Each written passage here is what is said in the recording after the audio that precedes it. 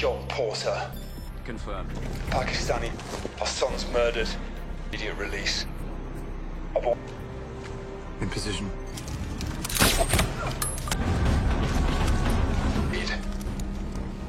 Stand by.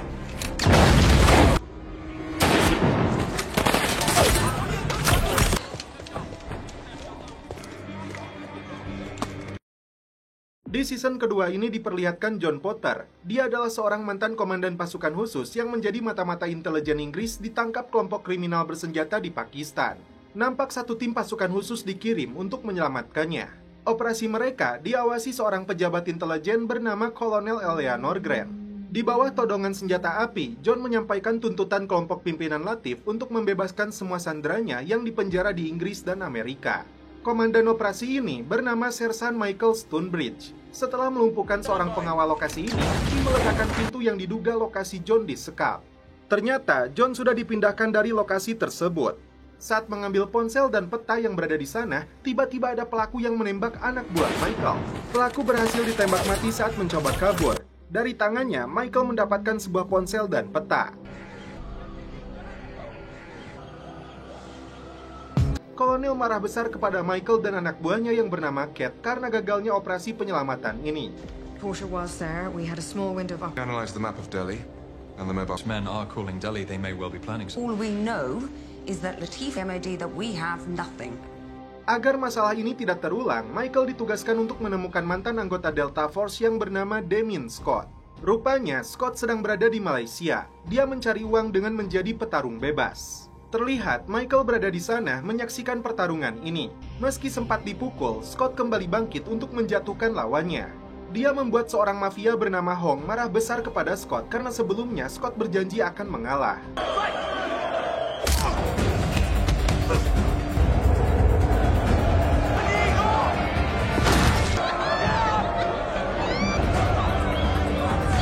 Kembali ke apartemennya, Michael sudah berada di sana mengajak Scott untuk bergabung dengan tim pasukan SAS untuk menyelamatkan John Potter. Sebagai mantan pasukan khusus Amerika, Scott berminat asalkan bayarannya sesuai.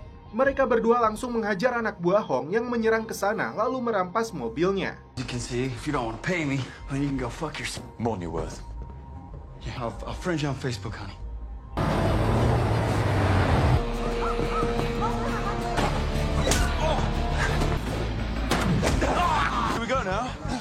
I'm driving.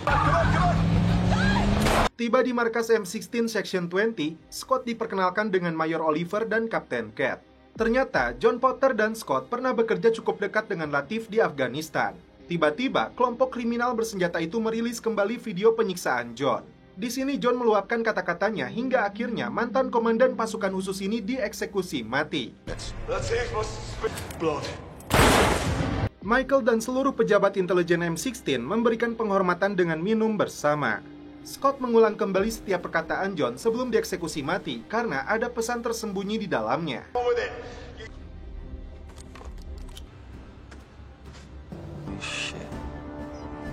Pulang lari pagi, Michael terkejut karena Scott sudah berada di rumahnya sedang ngobrol dengan pacarnya yang bernama Carrie. Great girl. How'd you find me? Got something to show you. Kembali ke markas, tim merumuskan kalimat kode yang diucapkan oleh John berhubungan dengan Royal Lotus Hotel di Delhi, India. Selain itu, ada kalimat Project Down. Pertanyaannya, apa hubungan semua ini dengan Latif? Kolonel minta timnya untuk mempersiapkan diri karena mereka semua akan terbang ke India. Singkat cerita, tim intelijen Inggris membangun markas rahasia di India. Pria ini adalah Mayor Ascani, agen Pakistan. ID.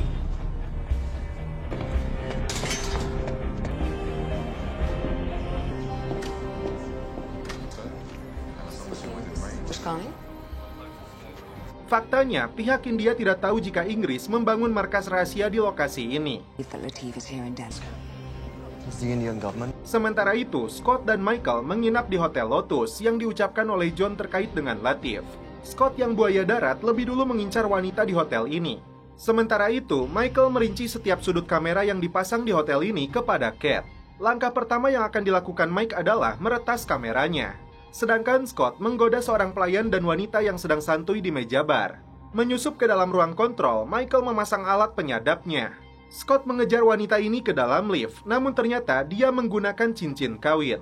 Seorang pria tiba-tiba akan masuk ke dalam lift. Marcus bisa melihat seluruh kamera yang berada di dalam hotel untuk melakukan pemindaian wajah demi mencari sosok Latif. Godaan Scott berhasil karena pelayan hotel ini datang ke kamarnya. Dan setelah itu, mereka pun celepot. Cat masuk ke lobi hotel untuk menemui Michael. Ternyata ada sekelompok orang masuk yang memakai seragam olahraga. Petugas minta mereka menunjukkan isi tasnya. Namun tiba-tiba ini yang terjadi. Hey.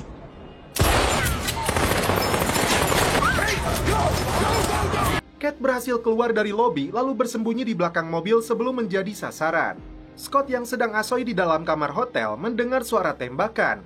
Kelompok kriminal ini menyisir setiap kamar. Mereka yang coba kabur langsung dihabisi. Pelaku yang masuk ke dalam kamar Scott langsung dihabisinya.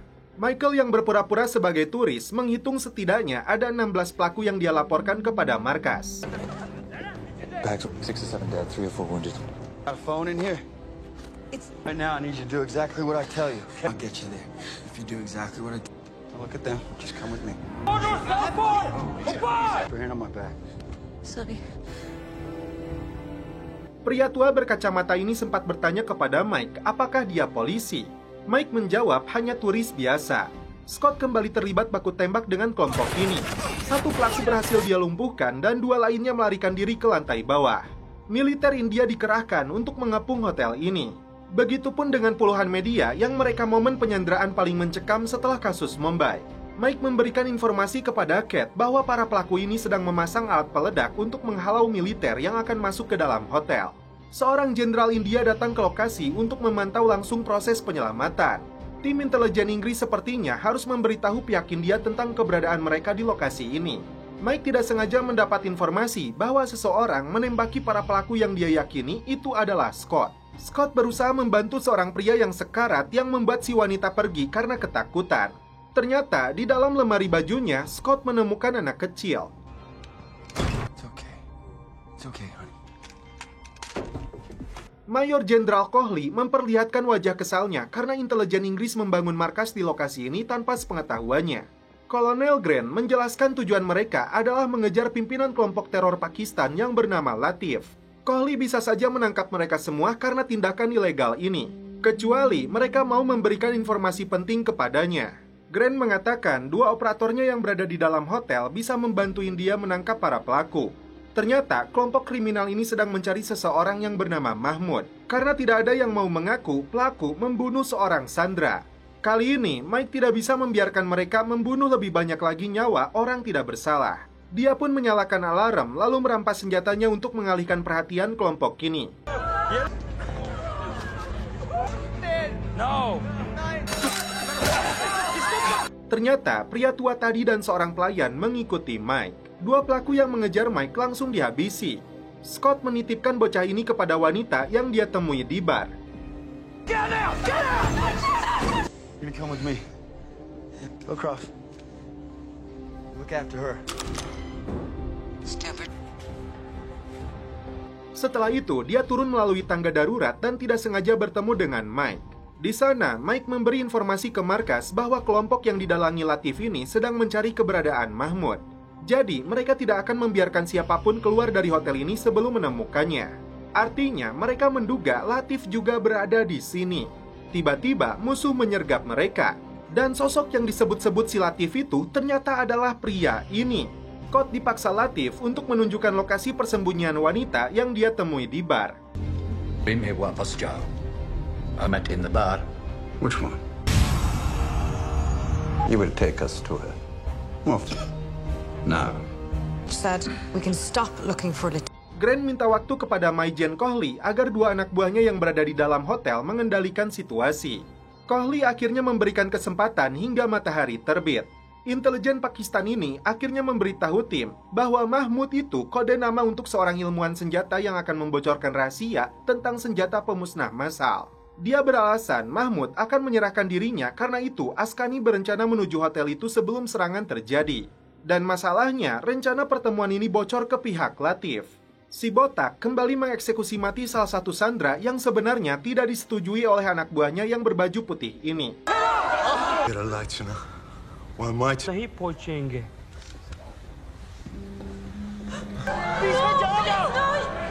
खुदा हाफिज। Sampai di salah satu kamar hotel, Scott mengaku tidak tahu di mana wanita itu. Padahal dia sedang bersembunyi di kolong kasur. Tidak puas dengan pengakuannya, mereka berdua akan ditembak mati. Namun saat itu juga, dua anggota pasukan khusus ini melakukan perlawanan. Mereka bawa wanita ini dan si bocah ke lokasi aman, meskipun kaki Scott terkena tembakan. Tim sniper yang mengintai dari luar langsung melepaskan tembakan ke arah para pelaku. Latif yang langsung bersembunyi melihat sebuah paspor. Di dalam kamar mandi, Mike mengeluarkan peluru yang bersarang di lututnya Scott. Saat melihat tayangan berita, Kolonel Grant sedikit bernafas lega karena anak buahnya itu masih hidup. Setelah pelurunya berhasil dikeluarkan, Scott memaksa wanita ini menyebutkan identitas dia yang sebenarnya dan siapakah Mahmud. Dia mengaku bernama Iman Zubaedah dan Mahmud itu adalah suaminya. Zubaedah berjanji akan mengantar mereka menemui Mahmud setelah dirinya dibantu keluar dari hotel ini. Saat mencari jalan keluar, Scott menemukan pelayan wanita hotel yang dia ajak celepot telah tewas memegang ponselnya. Dengan ponsel itu, Mike menghubungi markas bahwa dia dan Scott sedang membawa istrinya Mahmud. Ternyata, wanita ini bukanlah istri Mahmud, tapi dialah Zubaedah Mahmud, ilmuwan senjata yang diburu Latif. Zubaedah sempat melarikan diri, tapi berhasil dicegah kembali oleh Scott. Yeah, got right. I'll take my chances, just let me go! Menurutnya, di Irak itu ada senjata pemusnah massal. Dia tahu orang yang membawanya. Karena itu, Latif dan kelompoknya ingin menangkap Zubaedah karena Latif ingin menggunakan senjata itu untuk menyerang negara barat. What are you saying? You're still on board for anyone to know.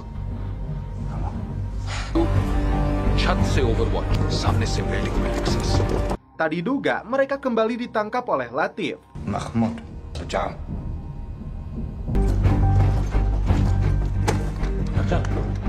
Mahmood है। Sementara itu, Mike mencari keberadaan rekannya ini. Latif menyerahkan seluruh sandera kepada si gundul, sedangkan dia sendiri pergi meninggalkan hotel dengan membawa Zubaedah. The assault's coming. He must have an escape. Di gerbang belakang hotel, anteknya Latif menghabisi prajurit India agar dia bisa membuka akses keluar untuk Latif. Mike melihat Zubaedah dibawa pergi oleh Latif. Hurry up.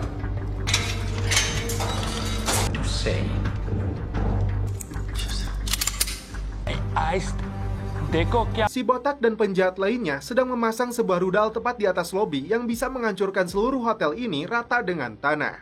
Kondisi berbahaya yang harus diatasi oleh Scott. Di luar hotel, Jenderal Kohli sudah menerjunkan pasukan khusus India untuk bersiap menerobos ke dalam.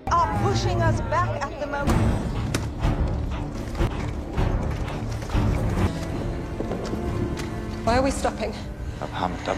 Mike kembali beraksi untuk menghabisi 3 pengawalnya Latif dan membebaskan Zubaedah.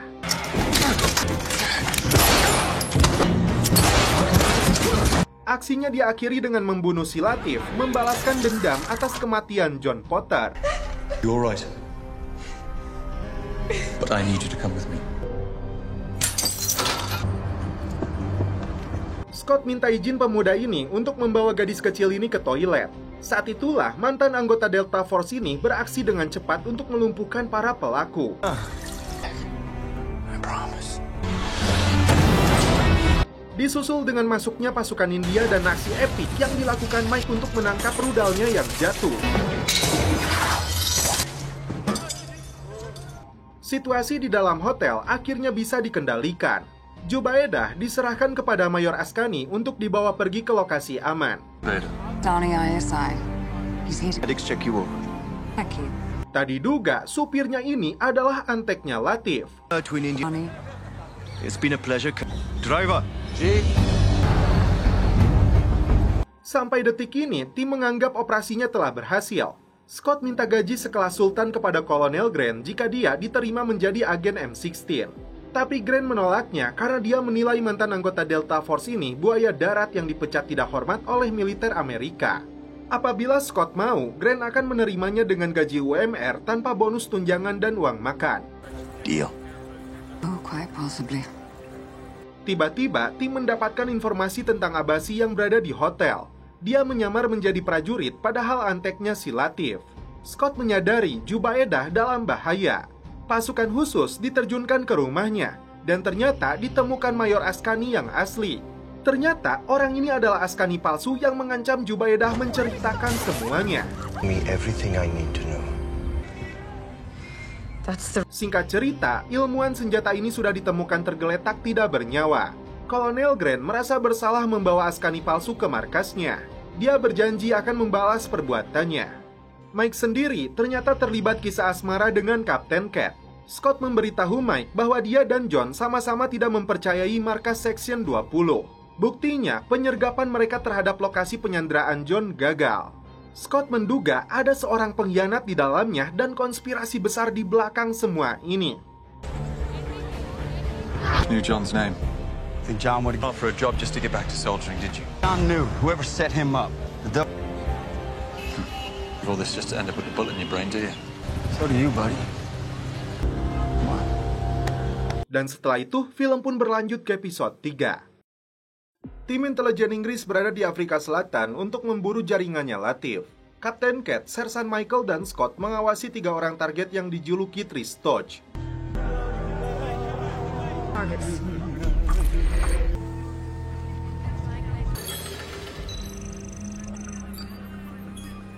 Saat pengintaian berlangsung, Scott mendapat masalah dari pria rambut injo. Akibatnya, 3 orang target mereka kabur. Seen here. Looks like they got to where they're going. Most of all, I want to know who he's meeting.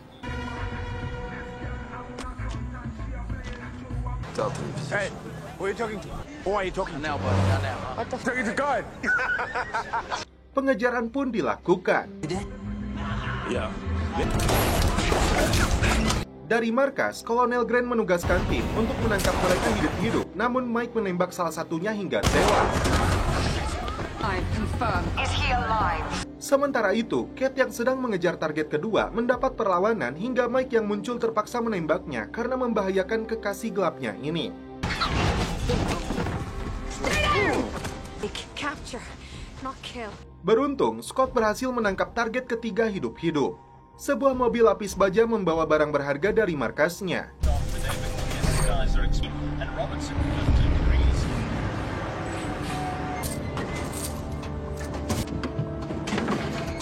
Yep, let's hit the road. Sealed and secured. Seorang penjahat kelas kakap membawa anak kecil dari sebuah rumah. Satu tersangka yang berhasil ditangkap mengaku menemui seseorang yang menjual rute perjalanan truk lapis baja. Alright. This guy got family? Sisters. Right. Who the man is we were going to see? What was in? That's for an armored truck company. Get the... Penjahat tadi membawa anak tersebut di tengah jalan dengan 2 pistol untuk memaksa si supir truk baja menghentikan mobilnya.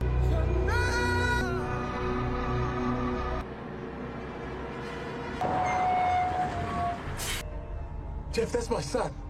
Tak lama kemudian, kawanannya datang dari arah belakang. Petugas ini terpaksa menembak rekannya yang tidak mau menyerahkan mobilnya karena dia takut penjahat itu membunuh anaknya. Tapi tetap saja dia dihabisi, lalu pintu mobil ini diledakkan dan petugas yang berada di dalamnya diserang. I want you to watch the shapes that they make. Oh yeah, there.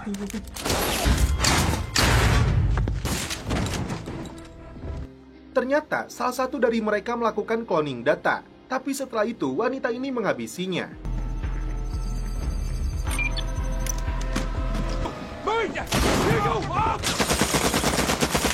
Tak hanya itu, anak buahnya disuruh memotong tangan dan menembak giginya meski belum jelas apa alasannya.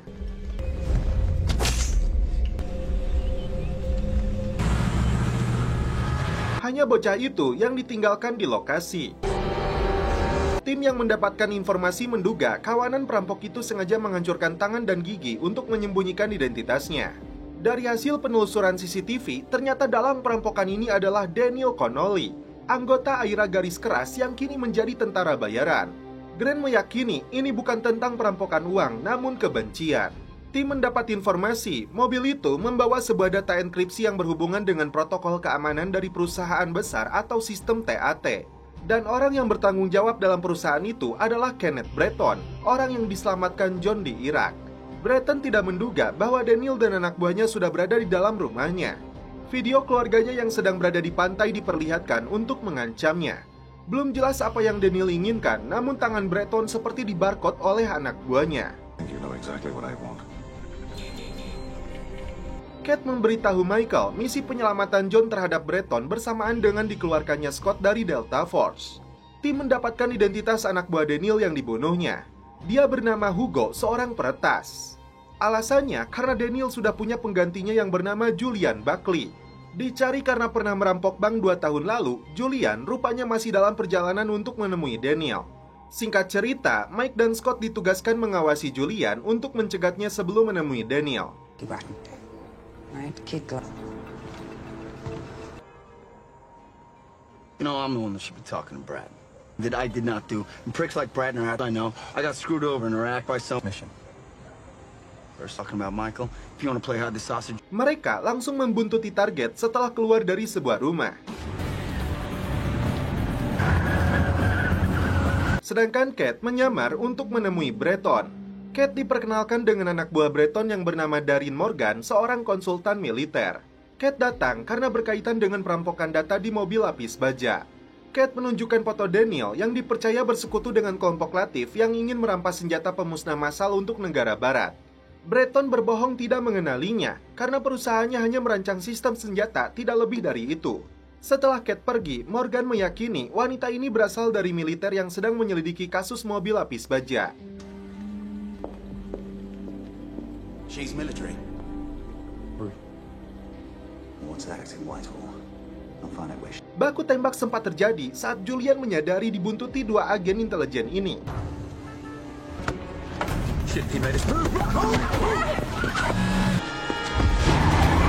Saat pelariannya, si Julian nekat membunuh warga tidak bersalah.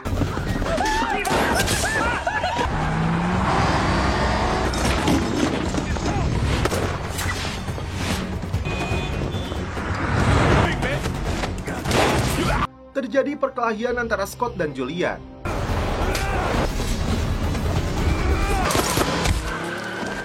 Ketika telepon Julian berdering, Scott buru-buru mengangkatnya. Ternyata anak buah Daniel menyuruhnya datang ke Hotel Kimberly dalam 10 menit. With Kenneth Breton, did you at any point... What does the ministry say? Well, Scott needs to speak to you urgently. Mike minta persetujuan kolonel untuk menugaskan Scott yang akan menyamar menjadi Julian. Well, I can brief them in cyber ops. Yeah, but if we do that, Connolly's in the wind. Grant nampak berbicara serius dengan Scott sebelum akhirnya menyetujui misi berbahaya ini. The green light, buddy. Breton memberitahu Daniel bahwa seorang wanita yang diketahui bernama Kat datang ke rumahnya. Ternyata dia adalah intelijen Inggris di bawah pimpinan Kolonel Grant. Daniel memastikan semuanya akan selesai dan keluarganya akan baik-baik saja. That's all going to end. Dari jauh, diam-diam Morgan mengawasi pertemuan mereka. Setibanya di lokasi pertemuan, Scott ditemui pacarnya Daniel yang seksoi. Frog on the rocks. No. How are you drinking? Mantan Kopassus sekaligus buaya darat auto tergoda dengan keseksoyannya. Scott diajak ke lantai atas, ternyata dia langsung dibius dan diculik.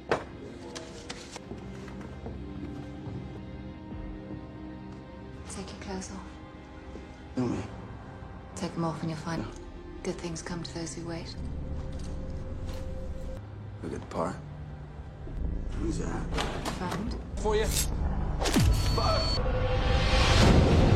Mike yang berada dalam mobil menyadari ada yang tidak beres.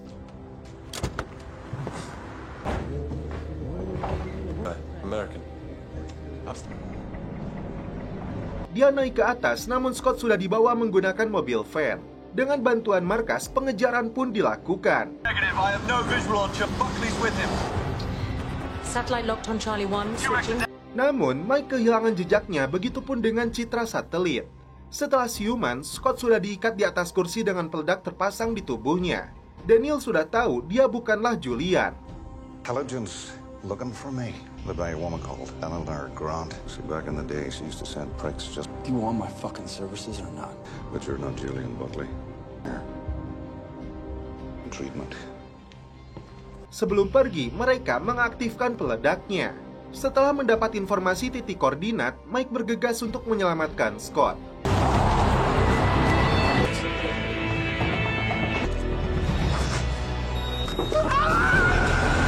Sementara itu, waktu terus berjalan. Scott memegang ponselnya namun tidak dia gunakan untuk minta bantuan tim. Tiba-tiba terjadi ledakan sebelum Mike masuk ke sana.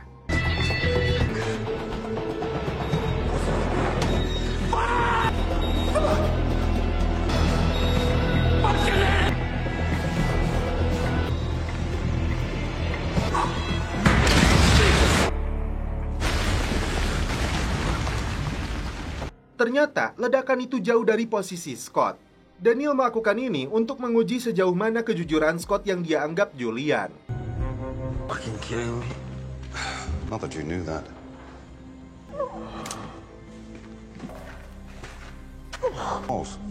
You didn't even go for your phone. Mike dan tim pun merasa lega. Daniel memberi kesempatan untuk memukulnya sebagai bentuk hadiah. Sure. Rupanya, Grant sudah memberitahu Scott tentang gaya ujian super ekstrim yang bisa dilakukan Daniel. Jadi, Grant memberinya pilihan dan Scott siap menanggung resikonya. Grant pernah menyaksikan langsung kekejaman Daniel saat Grant bertugas di Irlandia. Was the delivery guy. He delivered front room and told the guy that I'm in front of him. But he made dozens. I was the first on this. He's not a man to keep his promises. Mike terlihat masih berada di luar markasnya Daniel untuk mengawasi. They moved to the compound. Sementara itu, Daniel menunjukkan sebuah peta dan memberikan harddisk serta berkas yang sebelumnya dikerjakan oleh Hugo. Tapi kertas peretasan yang pernah dikerjakan Hugo mereka ambil lagi. Sebagai hacker, seharusnya Scott bisa memahami apa keinginan kelompok Aira garis keras ini. Di markas, Julia memberikan berkas tentang Breton dan atap perusahaan sistem keamanannya kepada Kat. Untuk menghilangkan barang bukti, Breton mulai membakar satu persatu berkas dan foto Saddam Hussein, termasuk foto seseorang dengan tubuh penuh luka. Scott membawa koper harddisk itu ke markas. Shit.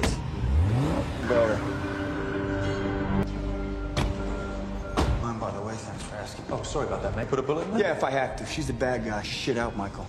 For your sake. Map yang dilihat Scott kembali digambarnya untuk dilihat oleh Grant dan Julia yang menduga ini fasilitas Atat. Menurut Kat, faktanya Jubaidah Mahmud masih masuk dalam daftar gaji Atat System.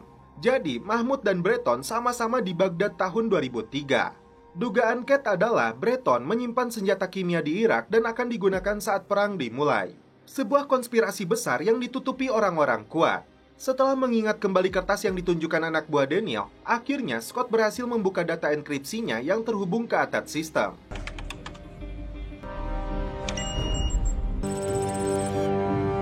Breton menghubungi Kat untuk bertemu karena ada hal penting yang tidak bisa dia katakan melalui telepon. Setelah mendapat persetujuan kolonel, diam-diam Mike memasang penyadap di balik jaketnya Kat untuk keselamatannya. Connolly offered me. We're coming for Bratton at any time, but with Connolly under our protection. Yeah.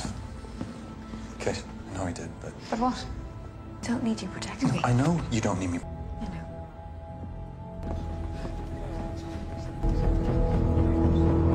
Di sebuah lokasi padat pejalan kaki, Breton dan Kat melakukan pertemuan membahas senjata pemusnah massal kimia sarin VX. So we don't get you out of here. Just need to come with me. No, I need to know. You have no idea the pressure we were under. That's why I hid it. Principle is not to drop. Hey, what are you doing? Talking, Sam. Namun tiba-tiba terjadi ledakan mobil. Saat itulah Kat dan Breton diculik oleh Daniel.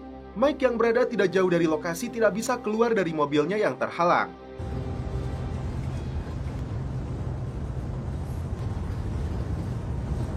That's what Kate said. Still have Scott on the inside. We have no way of... Scott yang dibawa si cewek Aira datang menemui Daniel. Di sini, Daniel sengaja menghancurkan ponselnya Scott. Why'd you change? Captain Marshall. What is this place? Yang mengejutkan, ternyata Morgan adalah anteknya si Daniel. I've got my family! Remember the lies I told for you. Me down with you. Scott terkejut saat melihat Kate di tangan mereka. Karena Mike memasang pelacak di jaketnya Kate, tim bisa mendeteksi lokasi mereka. Tak diduga, psikoplok Aira ini langsung menembak kepalanya Morgan. Yeah, I've got to ask. See, I think it's a childhood thing. Brothers. Did you always want to be a cold-blooded butcher, to become a priest? Not told anyone this before. Come to school and hopped on a bus to Fairmont. Even got to ride a couple of times. And then, on a Saturday. Mike bergegas pergi menuju lokasi untuk menyelamatkan Kate.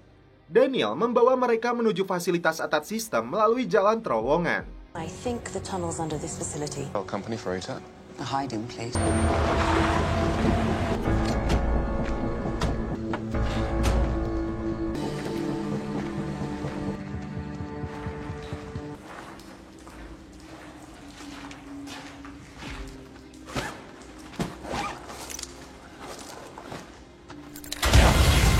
Setelah meledakkan pintunya dan menyusuri lorong, mereka tiba di sebuah ruangan.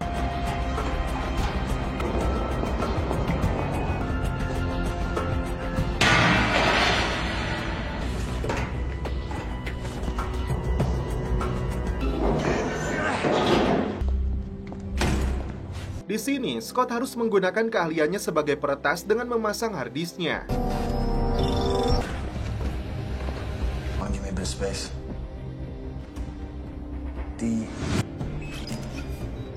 Tim di markas yang sudah mengetahui Scott sudah online langsung membantunya.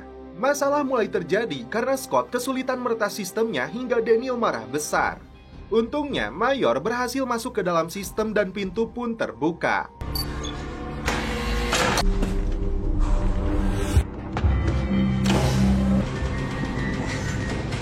Giliran Daniel yang memaksa Breton melakukan tugasnya untuk membuka brankas yang berisi senjata kimia pemusnah massal.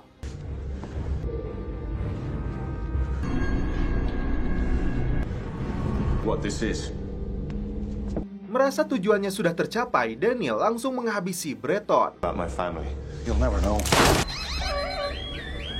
Saat alarm berbunyi, Scott bermaksud melumpuhkan wanita ini, namun anak buah Daniel melepaskan tembakan yang justru membunuhnya.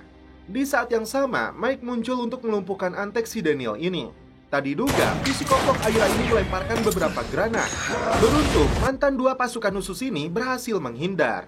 Meski bisa mencegah si Daniel kabur, namun masalah belum usai karena Kate disekap di dalam mobil van dengan peledak di tubuhnya. On the ground. On the ground. Ground. You watch him.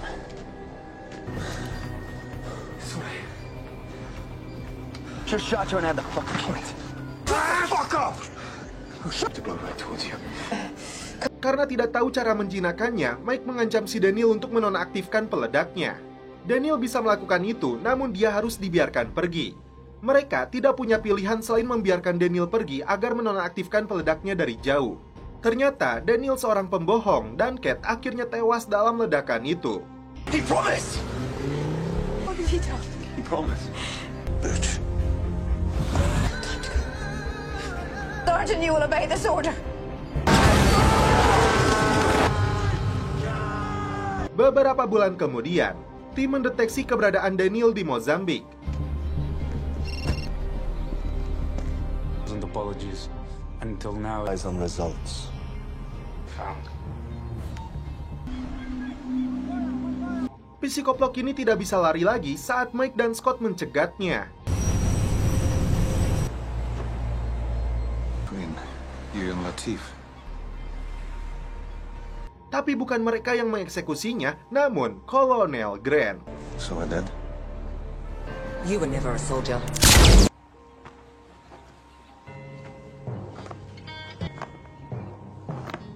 Dan setelah itu, film pun berlanjut ke episode 5.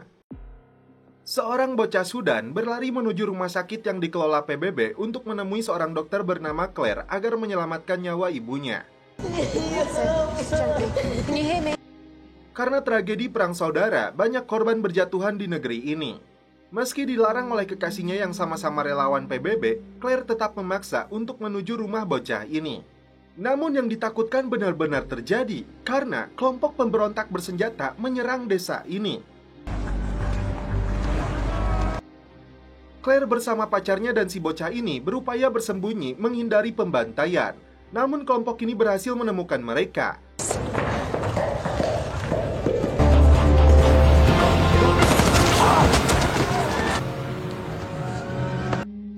Scene berpindah ke Kenya. Lokasi tim intelijen Inggris membangun markas sementara.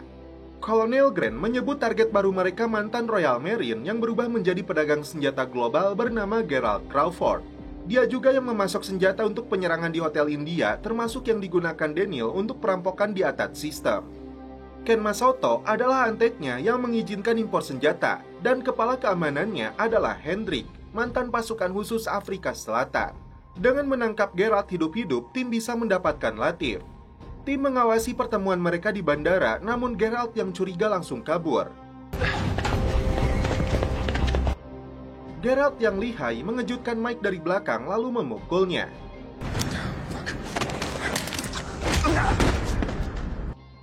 Giliran Scott yang tiba-tiba diserang oleh Hendrik.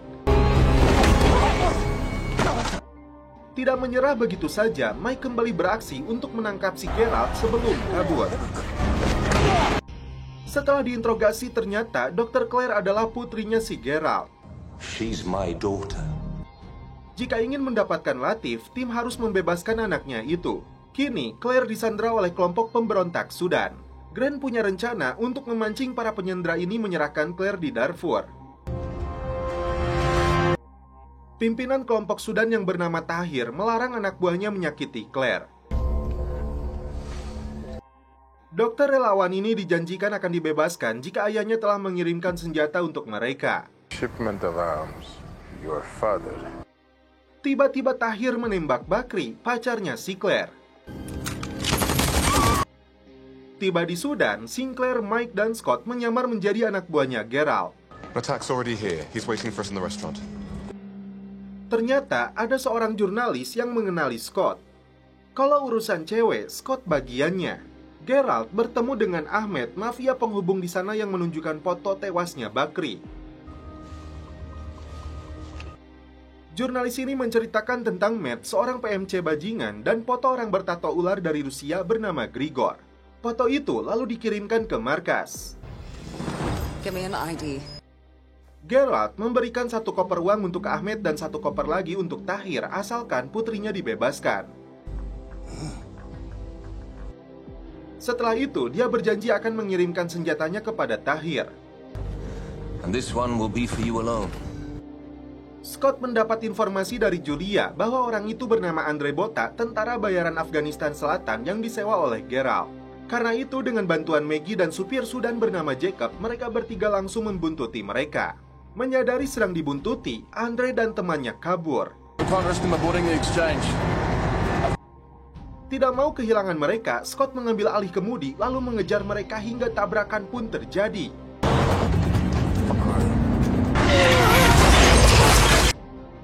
Ternyata mereka telah membawa persenjataan untuk Tahir tanpa sepengetahuan tim. Scott merampas senjata itu lalu pergi bersama si Maggie dan Jacob. Faktanya, ada orang ketiga Geralt yang bernama Casper. Ternyata, si Casper berencana menyerang Mike yang sedang bersama Mayor Sinclair dan Geralt.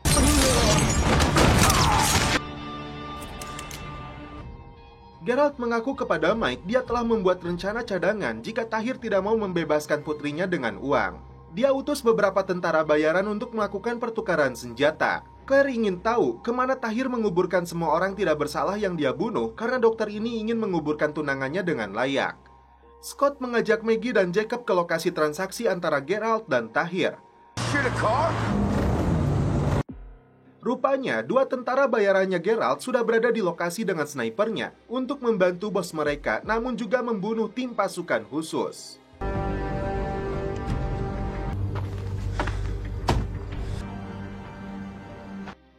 Sampai di lokasi, Mike bisa merasakan adanya kehadiran tentara bayaran itu yang bersembunyi di 2 titik. Mike berharap Scott segera tiba untuk membantunya. Tak berselang lama, Tahir dan pasukannya datang membawa Claire.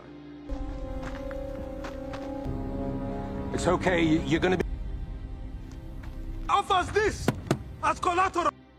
Begitupun dengan Scott dan Maggie yang menempati posisi di atas agar lebih mudah membidik.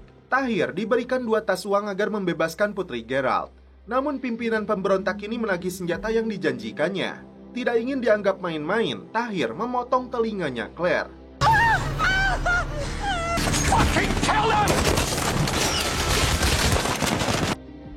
Kesempatan ini dimanfaatkan Maggie untuk memotret si Ahmed yang sibuk mengamankan uangnya.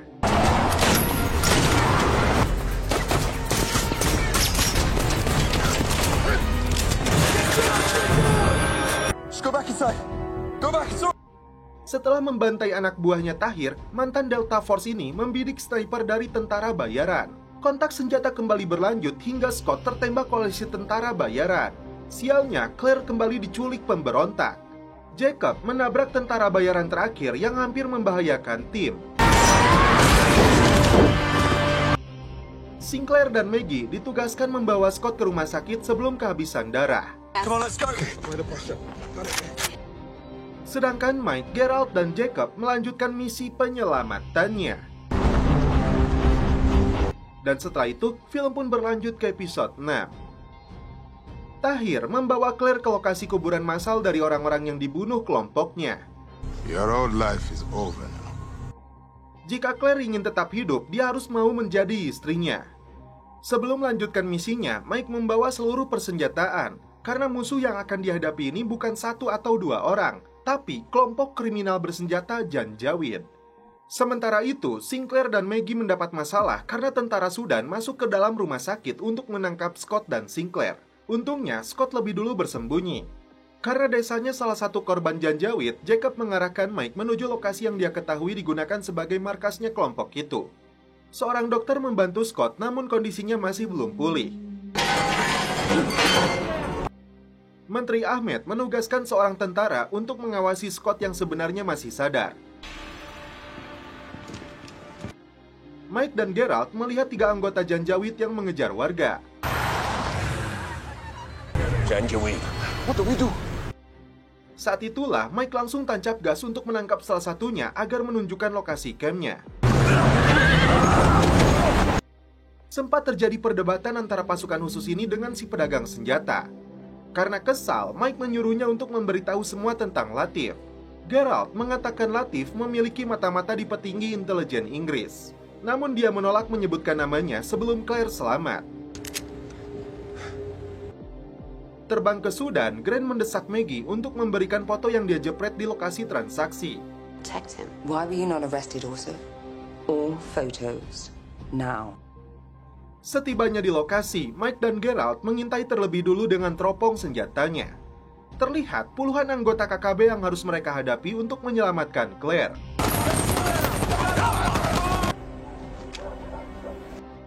Grant datang menemui Menteri Ahmed yang sedang bersama wakilnya Sinclair. Anteknya KKB ini mengancam anak buah Grant tidak akan pulang dengan selamat. Tidak menyerah begitu saja, Grant memberikan foto saat menteri ini sibuk mengumpulkan uang suap yang berterbangan di lokasi transaksi. Rest assured, Minister.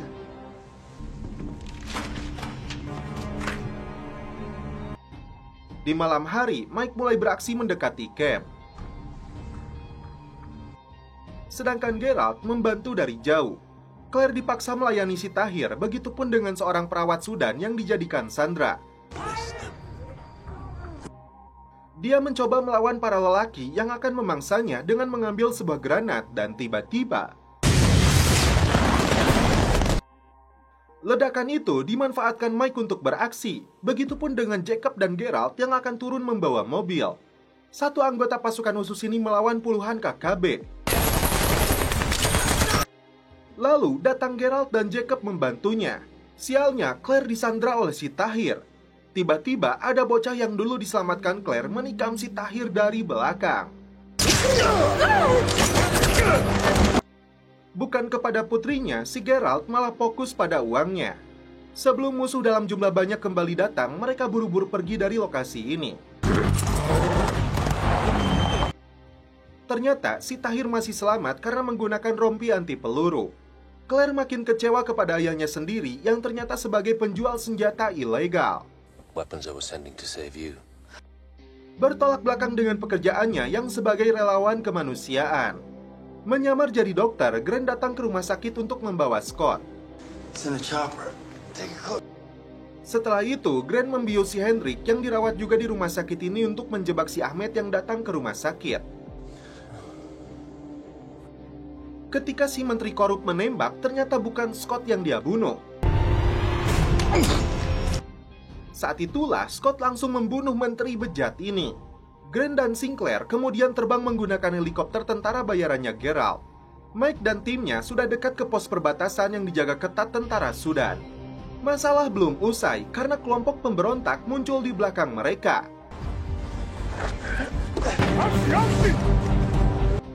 Geralt langsung tancap gas menyerang pos tentara palsu demi keselamatan mereka.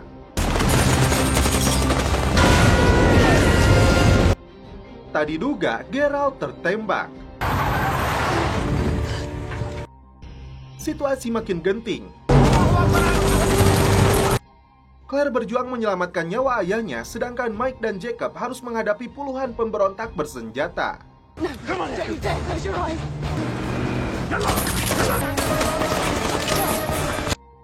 Sebelum tewas, Geralt membisikkan sesuatu kepada Claire. I'm sorry.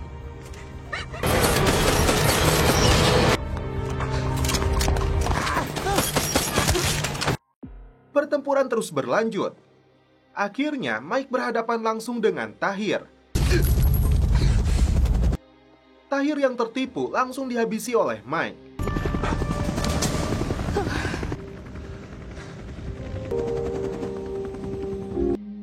Kolonel Grant dan wakilnya tiba di lokasi. Jacob dan si bocah memilih pergi dengan mobilnya membawa 1 koper uang. Dan setelah itu, film pun berlanjut ke episode 7. Di sebuah lokasi di Kosovo, tampak mobil travel yang membawa rombongan perwakilan Uni Eropa diisi oleh para pejabat penting dan salah satunya wanita cantik bernama Dana, seorang penasehat ekonomi. Your invaluable advice on the place. Okay, well send us some flowers. Did I hear you say you're an economics advisor? My advice would be to spend all your money as soon as you get. Title of your report? Yes, it's good. Melewati pos pemeriksaan, sekelompok penjahat yang menyamar menjadi militer melepaskan tembakan. 2 jagoan kita, Mike dan Scott, dipanggil kolonel ke markas intelijen Inggris yang berada di Wina, Austria. Wow, that's brilliant.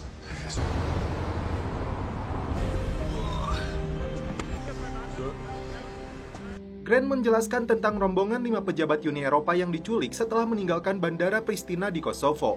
Pelakunya teridentifikasi bernama Fatmir Hassani. Dia adalah anggota sesaat dari Tentara Pembebasan Kosovo, sekaligus pedagang narkoboy terbesar di Balkan. Saking kayanya, Sultan narkoboy ini punya pendapatan setara negaranya. Karena itu, dia punya tentara pribadi yang selalu mengawalnya kemanapun dia pergi. Tuntutan Hassani adalah membebaskan Agim Rama, sepupu Hassani yang ditangkap karena melakukan serangan di pangkalan marinir Amerika di Filipina dan London. Tugas Mike dan Scott adalah melakukan pertukaran Rama dengan para sandera. Dan ternyata salah satu sandranya pakar M16 yang bernama John Allen yang membawa informasi penting tentang Project Dawn. Karena menurut Geralt, dialah perwira intelijen Inggris yang berkomplot dengan Latif. Karena itu, bawa Allen hidup-hidup atau habisi sekalian. Singkat cerita, 2 Kopassus ini datang ke penjara untuk membawa si Rama.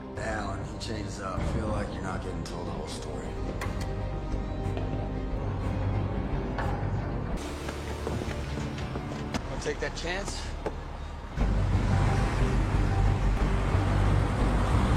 Julia lantas memberikan berkas yang berhubungan dengan kontaknya si Allen. Di situ, Grant fokus pada tulisan Trojan Horse, tapi belum jelas apa maksudnya. Saat Mike dan Scott sedang mengawal mobil tahanan yang membawa Rama, namun tiba-tiba 2 pengendara motor memasang alat peledak. Yeah, the test. Look, the reason I'm not going to have this conversation. Quality. Hey, if you need me to be the guy. Hell, fuck. Mereka berhasil dijatuhkan, tapi langsung meminum pil sianida agar tim tidak bisa mengorek informasi. Setibanya di landasan, Grant kecewa karena 2 anak buahnya gagal mengawal si Rama. Ternyata, sepupu bosnya narkoboy itu mereka sembunyikan di dalam bagasi mobil. Exchange for John. He's in the boot. Hello. Ta-da. The fact is, Colonel, someone knew exactly what... Make the trade. She makes it sound so... Singkat cerita, Mike dan Scott terbang membawa Rama. Language is spoken. That's what economic activities are. Gun run, mention the trade in human organs. Boyfriend used to be Kosovo. With us. I'm a member of the European Parliament. Can't say. Sementara itu, 5 pejabat Uni Eropa ini dibawa ke lokasi pertukaran tahanan. Ladies and gentlemen, this is an innocent Kosovo national. Siapa lagi minta bazen elimumdan şesej. Mendarat di sebuah lokasi, Scott dibantu militer Angkatan Darat Amerika yang bernama Mayor Dono yang bertugas sebagai KFOR di wilayah ini.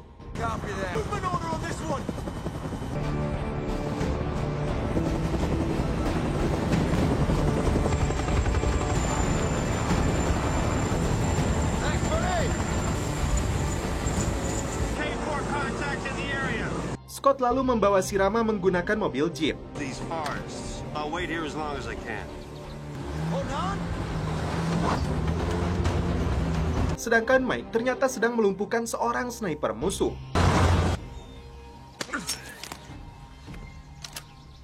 Dari atas bukit, anggota pasukan khusus ini mengawasi lokasi pertemuan.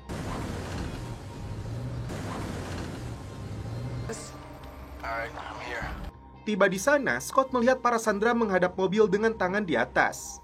Scott disuruh melepaskan persenjataannya, namun mantan Delta Force ini tidak kehilangan akal. Dia selipkan pistol di belakang tubuhnya si Rama. Tidak mau main-main, kelompok pemberontak ini menerjunkan puluhan anggotanya. Saat mereka sama-sama maju ke depan, tiba-tiba Mike melepaskan timah panas tepat di kepala si Rama. Howdy, folks. Ma'am. Disusul dengan tembakan lainnya untuk menghabisi kelompok penjahat ini. Scott sendiri melepaskan tembakan untuk menghabisi mereka sambil mengamankan para pejabat ini untuk dibawa pergi menggunakan jeep.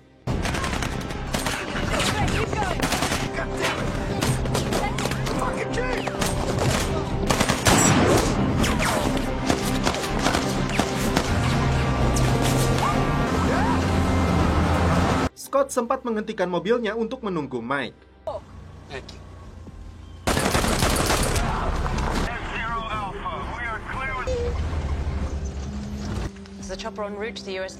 Kolonel Grant mempertanyakan kondisi Rama yang dikira Scott ditembak oleh Mike. Namun ternyata Mike mengaku tidak menembaknya. Karena jeepnya kehabisan bensin, 2 Kopassus ini terpaksa membawa para pejabat itu ke pangkalan Amerika dengan berjalan kaki.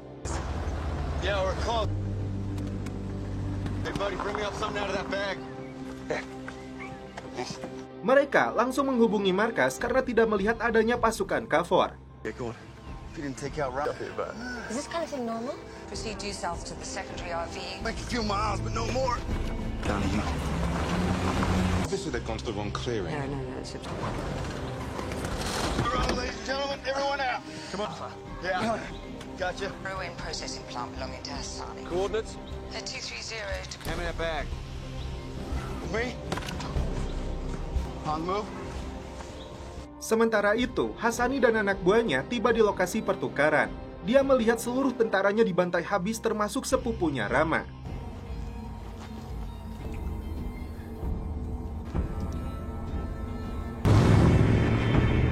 Berjalan menyusuri rel kereta api, Scott tidak bisa menahan untuk merayu wanita cantik yang bernama Dana dimanapun dia berada. You're pretty fucking cool. Suppose that means stealing a car. We're here to monitor, mentor, and...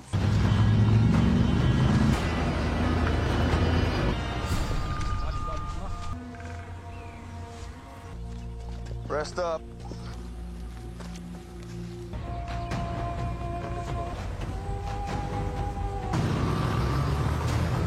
Tiba di tengah hutan, Scott dan Mike melihat kendaraan besar di sebuah camp musuh yang bisa mereka pergunakan untuk membawa korban.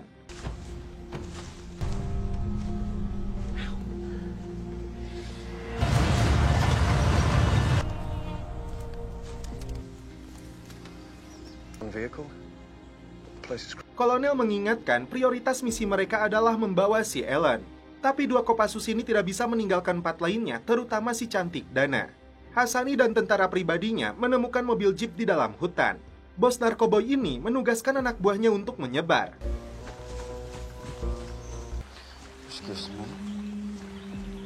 Betty, stay put. 10-15 minutes. Stay here. We're never gonna get out of here on foot.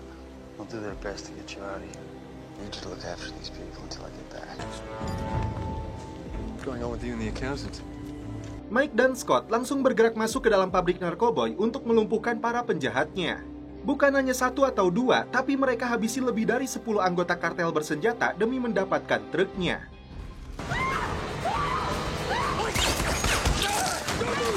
Yes. Stairs left, buddy. We're gonna blow some shit up. Girls, going for the vehicle.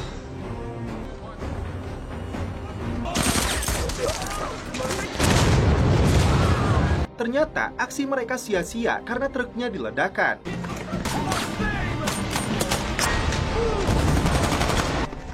Full fucking tank. Let's go. Tiba-tiba, si Dono dan para prajurit Amerika datang ke lokasi ini.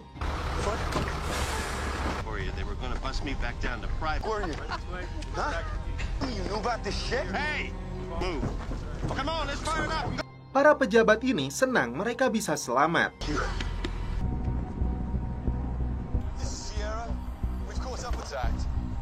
Understood.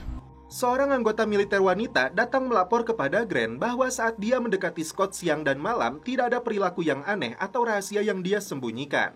Apabila Mike dan pejabat lainnya naik ke atas jeep, Scott dan Dana naik terpisah di atas truk tertutup. Dan setelah itu mereka pun celepot. Yeah, it feels like you got the Christmas bonus. Don't worry, they'll let us through. Yeah. Bloody good article though, my hostage. Fuck me, you're beautiful. Tak diduga, ternyata si Mayor Dono dan seluruh anak buahnya telah berkomplot dengan Hassani. Sorry, pal. Scott, Mike, dan 5 pejabat ini dijebloskan ke dalam sel. Tidak mau menutupinya lagi, mereka mengatakan kepada Ellen ditugaskan oleh markas untuk membunuhnya. Pejabat M16 ini mengaku telah menawarkan kerjasama kepada Latif dengan imbalan uang. Ellen rupanya mengetahui dengan jelas status Scott yang dipecat dari Delta Force. Dia sempat mengatakan tentang Trojan Horse, sesuatu yang Grant baca juga di berkasnya. Scott yang marah ingin mencekiknya, namun dihentikan si Mayor Dono. Scott dibawa untuk menemui Hassani.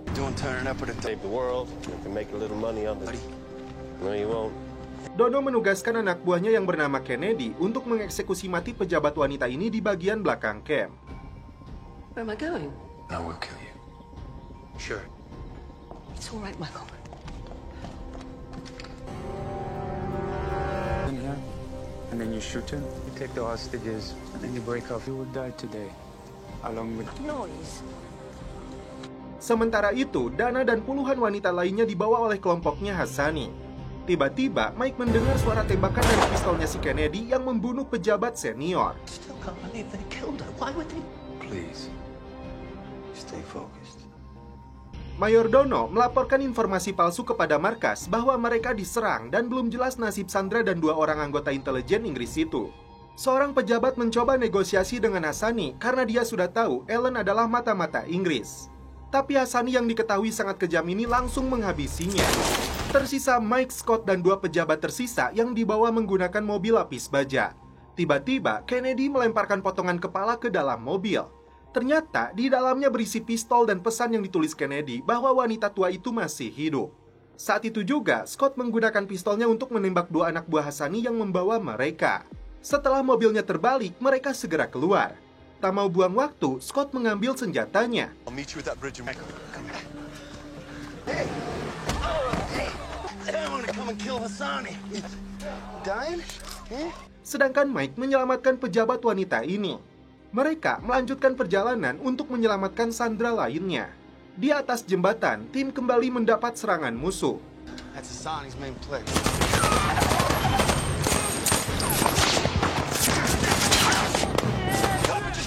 Michael, you give me those guns! Mike menyuruh Scott untuk kabur lebih dulu membawa korban. Sedangkan Mike akan menghadang musuh seorang diri meskipun harus mengorbankan nyawanya. Scott akan mengajak korban untuk menyelamatkan dulu Dana dan Sandra lainnya. Tapi politikus yang egois ini hanya mementingkan dirinya sendiri hingga amarahnya terpancing. Dana dan puluhan wanita lainnya rupanya akan diperjualbelikan oleh Hassani untuk dijadikan budak pemuas nafsu. Scott yang membawa korban tidak menduga mereka terjebak di ladang ranjau. Scott meminta mereka berjalan perlahan mengikuti jejak kakinya. Minefield. Now, just do what I say. Trust. Just gonna take a bit of time. Okay.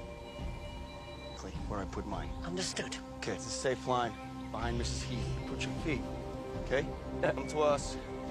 Watch where you put your... Tiba-tiba ponselnya berdering.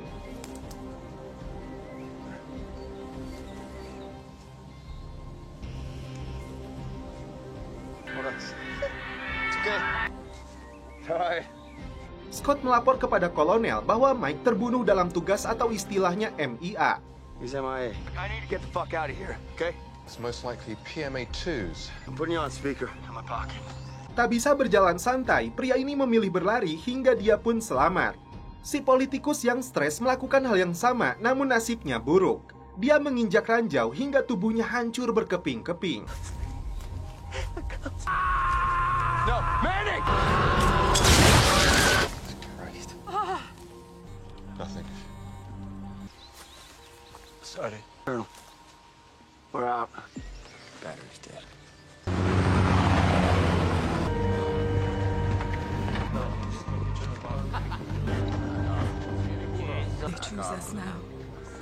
Setelah mendapat informasi istri Mike yang bernama Carrie datang ke Austria, Kolonel Grant langsung menemuinya untuk memberi kabar buruk bahwa Mike kemungkinan besar sudah tewas dalam tugasnya. Tiba di markas musuh, Scott langsung beraksi menghabisi salah satunya yang sedang berjaga. Puluhan wanita ini dibawa ke dalam markas untuk dipilih mayordomo dan antek-anteknya. Ternyata Hassani kedatangan tamu penting, yaitu si Latif.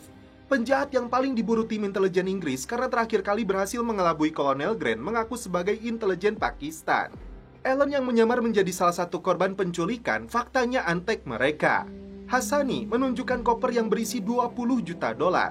Ellen mengaku data enkripsi yang berhubungan dengan senjata pemusnah massal ada dalam otaknya yang tinggal dicatat di atas kertas. Sementara itu, Scott beraksi di dalam markas musuh ini membantainya satu persatu.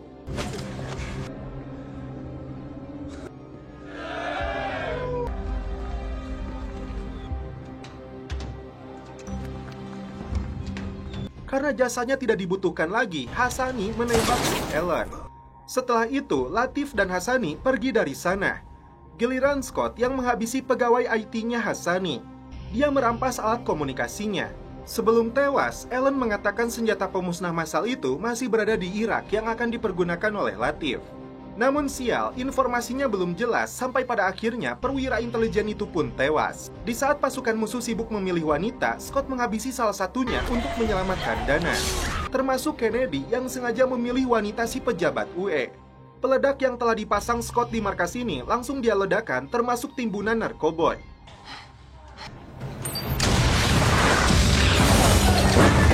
Mereka yang coba menyelamatkan diri langsung dibantai. Begitupun dengan si mayordomo yang langsung dihabisi.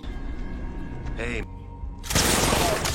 Ternyata Kennedy seorang polisi militer yang sedang menyamar untuk menangkap mayordomo. Mike sendiri berada di lokasi lain dalam kondisi terluka parah. Di fasilitas rahasia ini, Latif melakukan penelitian yang mempekerjakan banyak dokter bedah. Tak diduga, penjahat kelas kakap ini menilai Hassani berbuat ceroboh, ingin membebaskan sepupunya, tapi ujungnya malah memancing CIA dan militer Inggris. Saat itu juga, Hassani pun ditembak mati.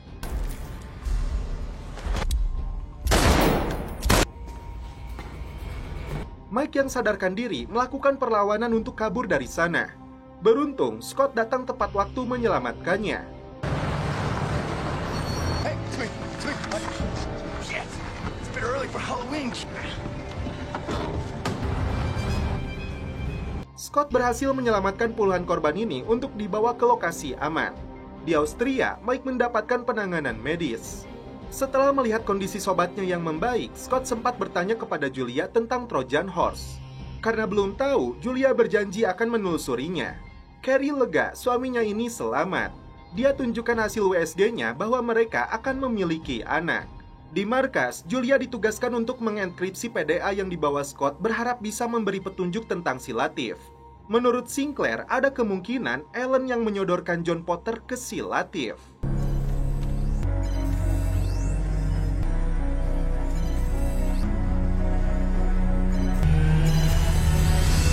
Dan setelah itu, film pun berlanjut ke episode 9. Di sebuah lokasi rahasia, Latif dan ilmuwannya yang bernama Dr. Irina menggunakan seseorang untuk dijadikan kelinci percobaan dari senjata kimia pemusnah massal. Setelah ledakan di dalam ruangan tertutup itu, Irina mengatakan, "Kita sudah siap."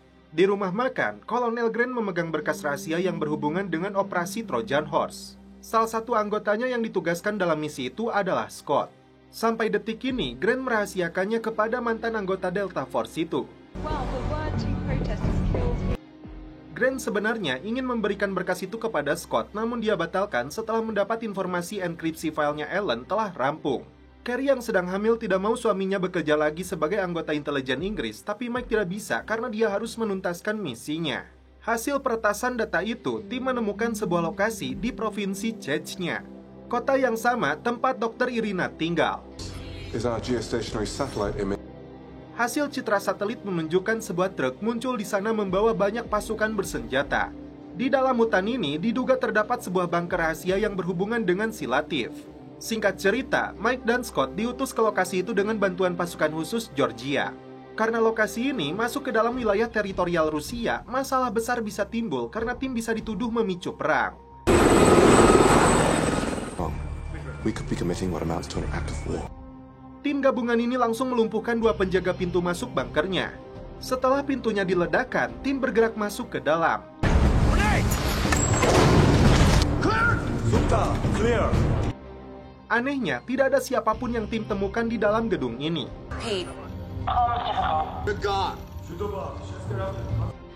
Tapi bunker itu sepertinya dijadikan pusat informasi musuh. Alpha 1, please repeat. Di saat yang sama, pasukan Georgia tidak sengaja mengaktifkan sensor peledak yang dipasang Latif sebagai jebakan. Ledakan itu menyebabkan korban dari pasukan Georgia. Beruntung, Mike dan Scott selamat karena masuk ke dalam bunker. Setelah menelusuri lorongnya, mereka makin turun ke bawah.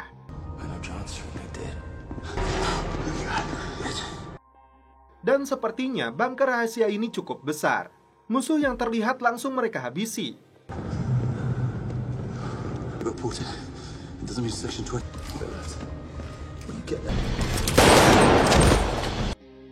Di lokasi ini ditemukan cukup banyak uang dan paspor kosong.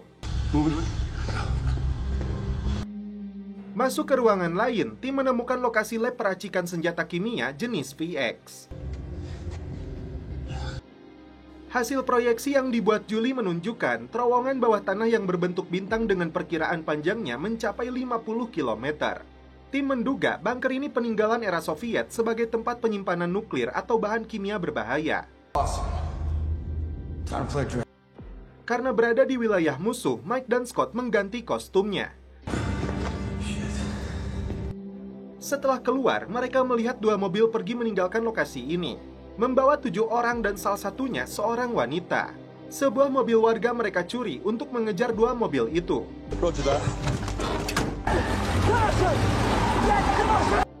Tiba di sebuah rumah, Latif dan Dr. Irina sedang mengecek orang-orang yang siap mengorbankan dirinya untuk misi kejahatan mereka. Sampai di lokasi, Mike dan Scott siap menyerang karena dugaan mereka Latif berada di dalam. Setelah mendapat lampu hijau dari kolonel, tim langsung menyerang. Awaiting orders. Gentlemen, you may engage. Good.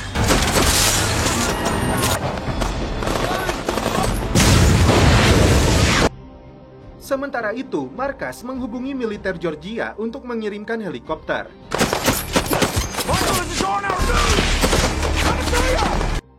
Mike dan Scott benar-benar dibuat kewalahan menghadapi musuh. Mereka dikepung dari segala penjuru arah.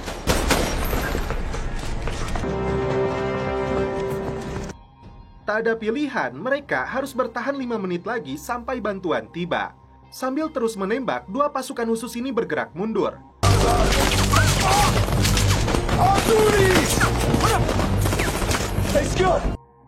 Setelah terpojok, akhirnya helikopter muncul menyelamatkan mereka. Kembali ke markas, VX-2 mengandung bahan kimia berbahaya di dalamnya yang akan meledak karena dirangkai dengan C4. Ledakannya akan menyebarkan kimia berbahaya yang bisa menyebabkan banyak nyawa meninggal dunia dalam sekejap. Diam-diam, Scott mendapat informasi tentang Trojan Horse dari Julia, bahwasannya operasi rahasia itu hanya diketahui oleh Kolonel Grant atau Mayor Sinclair. Scott marah kepada Grant karena mengirim seorang wanita untuk mengawasinya. Tak hanya itu, Scott yakin ada seseorang di tempat ini yang membocorkan identitas John Potter kepada musuh. Scott yang emosi memutuskan akan keluar.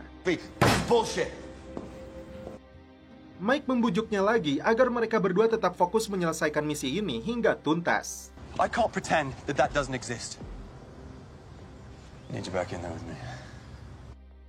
Tim kembali mendapatkan target kedua yang berada di Bratislava. Televisi menayangkan berita tentang KTT yang dihadiri banyak pejabat luar negeri yang akan berlangsung di Budapest, Hungaria. Grant menduga Latif akan melancarkan serangan saat KTT berlangsung. Kepala keamanan Hungaria memastikan semuanya dalam kondisi aman, tidak ada potensi ancaman apapun. Tapi Grant tidak mau kecolongan, karena itu markas ini akan dipindahkan ke Hungaria. Singkat cerita, tim yang sudah berada di Budapest melihat sebuah mobil mencurigakan dari citra satelit di pinggiran Krepes. 2 pasukan khusus ditugaskan untuk bergerak ke lokasi. 2 tersangka dilumpuhkan, tapi ada sebuah mobil yang lebih dulu meninggalkan lokasi ini. Terlihat seseorang sedang memasang pin bendera di jasnya. Rupanya ada seseorang yang tidak diperlihatkan wajahnya menembak mati Irina. Setelah itu, dia menyiram bensin untuk menghilangkan jejak. Mike nekat melewati kobaran api untuk menangkapnya. Mereka berdua kembali ke markas. Dan pelaku yang mereka seret ternyata adalah si Latif. Dan setelah itu, film pun berlanjut ke episode 10. Kolonel Grant ingin sekali menembak mati penjahat kelas kakap ini yang telah menghilangkan nyawa John Potter. Tapi Sinclair mencegahnya karena saat ini nyawa ribuan orang sedang dipertaruhkan. Julia ditugaskan untuk mengobati luka tembak di kakinya si Latif.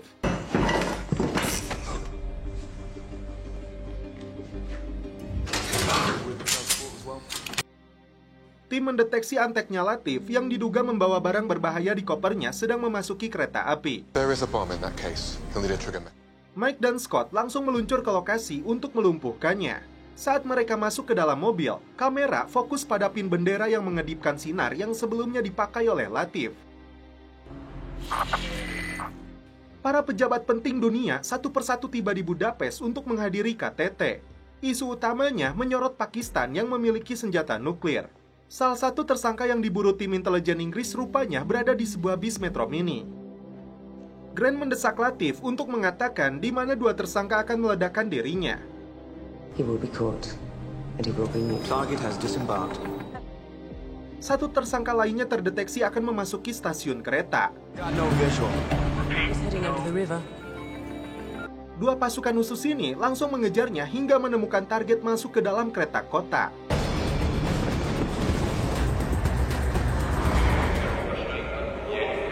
Looks like he's coming up Riverside exit. In pursuit.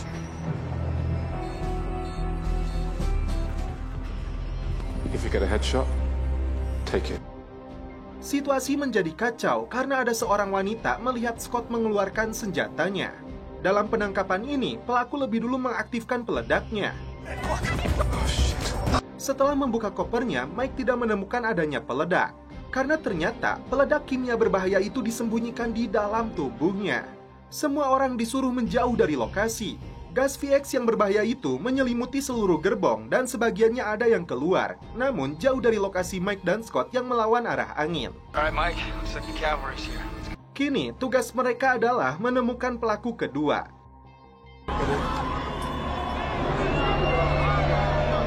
We're all the way up here at the big palm, but now they are...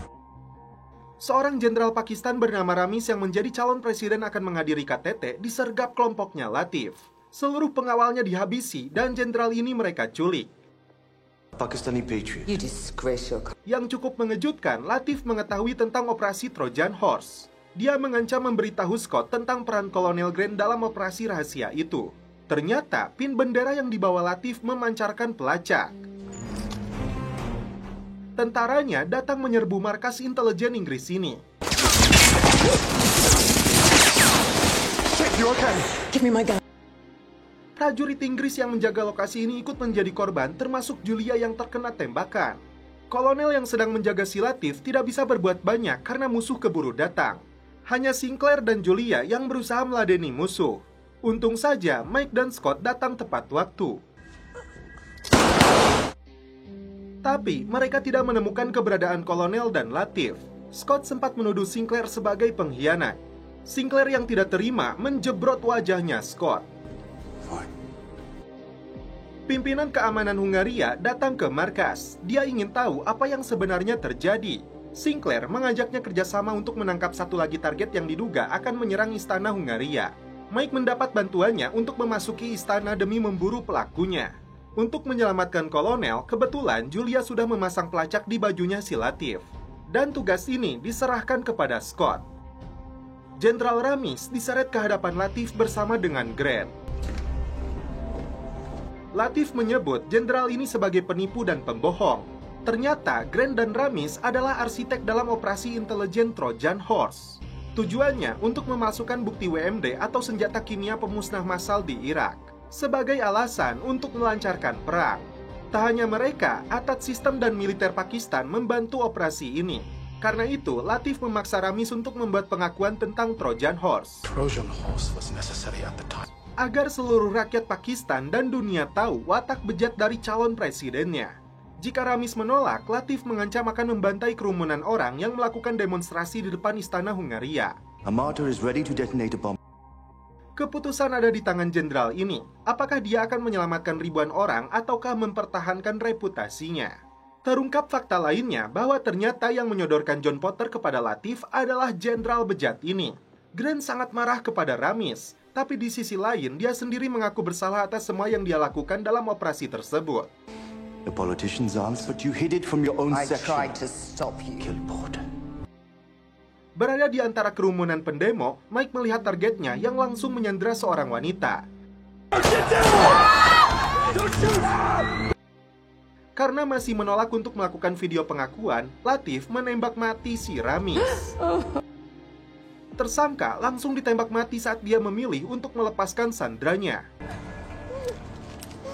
It's a child. From her. Scott yang baru tiba di markas Latif, dia langsung beraksi menghabisi anak buahnya satu persatu.